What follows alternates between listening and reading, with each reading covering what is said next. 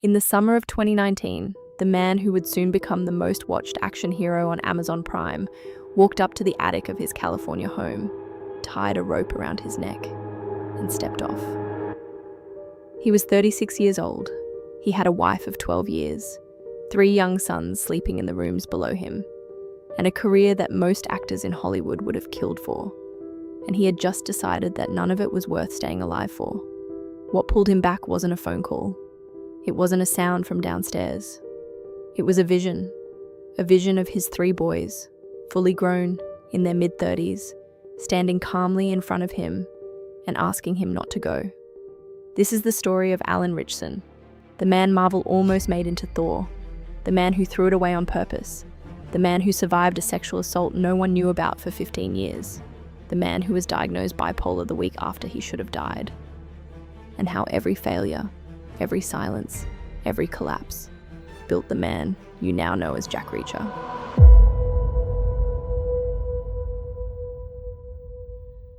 Alan Michael Ritchson was born on November 28, 1982, in Grand Forks, North Dakota.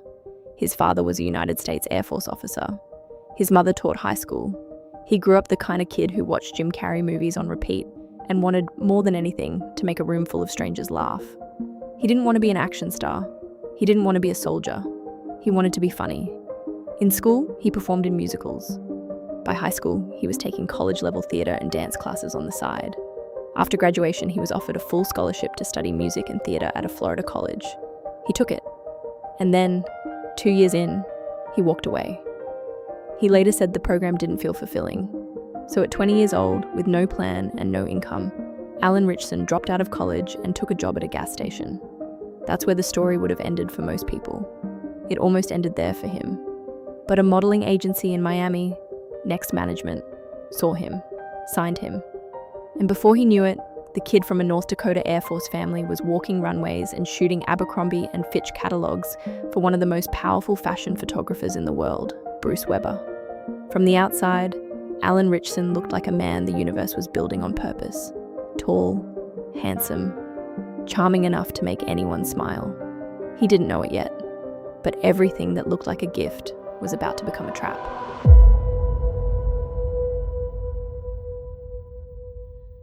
In 2003, Alan Ritchson walked into an American Idol audition in Atlanta. He got down on his knees in front of Paula Abdul, sang Stevie Wonder's "You Are the Sunshine of My Life," and dedicated it to her. She giggled. She hugged him and wouldn't let go. All 3 judges, Paula, Simon Cowell, Randy Jackson, voted yes. He made it to the Hollywood round. He didn't make the final 32. Fantasia Barrino won that season. But something happened to him in Los Angeles that he didn't expect. He told the Wall Street Journal, quote, "Even though I was cut, I was enamored of the passion people had for their art. I decided to stay." He stayed. He learned. Friends slipped him auditions.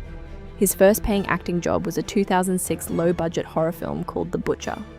Then came Aquaman on Smallville in 2005, the first time the character had ever been played in live action. Things were finally working. And then came the audition that would haunt him for the next decade. The year was 2010. Marvel Studios was casting an unknown character almost no one in America had heard of, Thor, a 6-foot blonde Norse god with a hammer. Alan Ritchson was 6'3", blonde, built, and on the rise. He walked into that audition believing the part was already his. He told Men's Health magazine, in his own words, quote, "I didn't take it seriously. I was like, they'll throw me the part if I look like the guy. Nobody really cares about acting." After the audition, Marvel's casting director called his team back. They told his reps the role had been his to lose. They told them he hadn't shown, quote, "the craft." They gave the role to a then unknown Australian named Chris Hemsworth. Hemsworth went on to make Thor a household name across 4 films and a billion-dollar franchise. Alan Ritchson went home and tried to figure out what he had just done. The years after were brutal in a quiet way. He spent 2 films buried under a Teenage Mutant Ninja Turtle mask, a role he later said, on camera, was the worst production experience of his entire career. He has said the cast was treated terribly. He has said it made him hate his job. But the deepest wound from those years wasn't on a film set. It was a wound he wouldn't talk about publicly for over 15 years. In his April 2024 interview with The Hollywood Reporter, Ritchson revealed for the first time what had happened during his modeling years. He said he was sent into a hotel room with a very famous photographer. He was promised a lucrative campaign in exchange for the shoot. He was sexually assaulted in that room. And in the same interview, he said it wasn't a single incident. He said the number of times he was put into situations where sexual abuse was the expectation and the paycheck was the bait. And I'm quoting him directly. I can't count on two hands. It was quite often. He compared the unregulated modeling industry to legalized sex trafficking. He quit modeling shortly after. He told no one, not his closest friends, not the public, for over a decade. He carried it alone.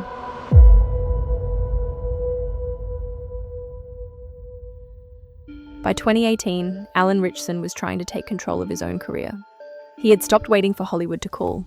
He co-wrote, co-directed, produced, and starred in his own film, a thriller called Dark Web. Cicada 3301. He was working 20-hour days. He had partnered with a business associate to make it happen. That partnership collapsed. He told The Hollywood Reporter, "It really broke me in that moment, and it took me a while to recover. I was super depressed and didn't know how to navigate that." He went home. He stopped getting out of bed for weeks. His wife Catherine didn't recognize him. His 3 boys, Callum, Eden, and Amory, were small at the time. He has said, in his own words, that he could see the confusion in their eyes. Nobody knew what was wrong with him. He didn't know what was wrong with him either. He just knew he didn't want to be there anymore. He convinced himself, and this is something he later said publicly on the Inside of You podcast, he convinced himself that his wife and his sons would be better off without him. He has called that thought the biggest lie depression ever told him. In the summer of 2019, Alan Ritchson climbed the stairs of his California home and walked into the attic. He told The Hollywood Reporter exactly what happened next. I'm quoting him. "I hung myself. It all happened so fast, and I was dangling there." And then, as he was losing consciousness, he saw something he could not explain.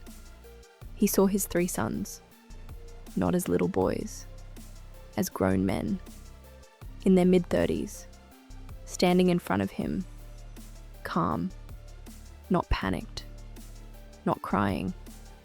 He has said they spoke to him gently. They told him they wanted him to be alive. They asked him, calmly, not to do it. He somehow pulled himself back up. He has said he managed to stop himself just before he blacked out. He picked up the phone and called a doctor. A few days later, that doctor told him he had bipolar disorder. His first reaction, Ritchson has said this himself, was to storm out of the office. He has joked about it since. He said in The Hollywood Reporter interview, quote, "Deep down, I was comforted to know, okay, there's a name for this. I walked back in his office and he didn't miss a beat. I'm sure he'd had like 300 patients over the years do the exact same thing." He was 36 years old. At 40, he would be diagnosed with ADHD on top of it. For the first time in his life, the man who had spent 2 decades being told he was the strongest looking guy in every room finally had words for what was happening inside him.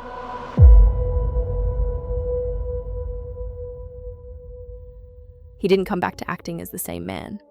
He started working with Deborah Aquila, the casting director who originally cast The Shawshank Redemption. He took the audition tapes from his failed Thor screen test to an acting coach and rebuilt them scene by scene. He started auditioning for small parts. Black Mirror, New Girl, Brooklyn Nine-Nine. He stopped relying on his face. He started learning his craft. And then, Amazon Studios announced they were adapting Lee Child's Jack Reacher novels. Reacher in the books is 6'5". Alan Ritchson is 6'3". He auditioned. They passed on him. He has spoken about this on the Inside of You podcast. Quote, "I fought really hard for Reacher. It took months and months and months to convince everybody that I was the guy. He kept coming back. He kept submitting. He kept showing them a version of the character no one else could give them. They finally said yes." In February of 2022, Reacher Season 1 dropped on Amazon Prime Video. It became one of the most streamed series on the platform within a single week of release. And then Alan Ritchson said something on The Hollywood Reporter that almost every actor in the world dreams of saying. Quote, I had about 50 offers the weekend after season 1 of Reacher opened. I knew my life had changed. In December of 2023, Reacher Season 2 launched. It became the most watched title on Amazon Prime Video in the entire year of 2023. In a single week, viewers streamed over 1.69 billion minutes of the show. Suddenly, the man Marvel passed on for not taking acting seriously was on every billboard in Los Angeles. He was cast in Fast X, in Ordinary Angels, opposite two-time Oscar winner Hilary Swank, in Guy Ritchie's The Ministry of Ungentlemanly Warfare, alongside Henry Cavill, in War Machine, released in 2026. James Gunn, the head of DC Studios, has now publicly called himself an Alan Ritchson fan. The career most actors spend their lives waiting for showed up at his door, 5 years after the night he should not have lived through. Today, Alan Ritchson texts his psychiatrist every morning. He has said in interviews that his wife, Catherine, and his assistant watch him for signs of mania, because he himself can't always tell when he's slipping. He says, on record, that his life is not about money. He quotes his childhood idol Jim Carrey, that he hopes everybody gets as rich as they dream, and then realizes that that's not what life is about. He has tattoos for each of his 3 sons, a peaceful dove for Callum, an abstract flame for Eden, a crest with a shield and swords for Amory, the same 3 boys whose vision pulled him out of that attic. Alan Ritchson didn't survive that night because he was strong. He survived because 3 boys he hadn't even seen grow up yet showed up in a vision and asked him to stay. The man Marvel passed on for not taking it seriously now takes everything seriously. Every audition, every weight he lifts, every therapy session, every text he sends his psychiatrist on the way to a coffee shop. He didn't become Reacher because he was the toughest man in the room. He became Reacher because he was the man who walked out of that attic at 36 years old and decided to start over from zero. And every time you watch him on screen, every punch, every stare, every quiet moment, you are watching a man who almost wasn't there. If you or someone you love is struggling, the 988 Suicide and Crisis Lifeline is available 24 hours a day in the United States. You are not alone.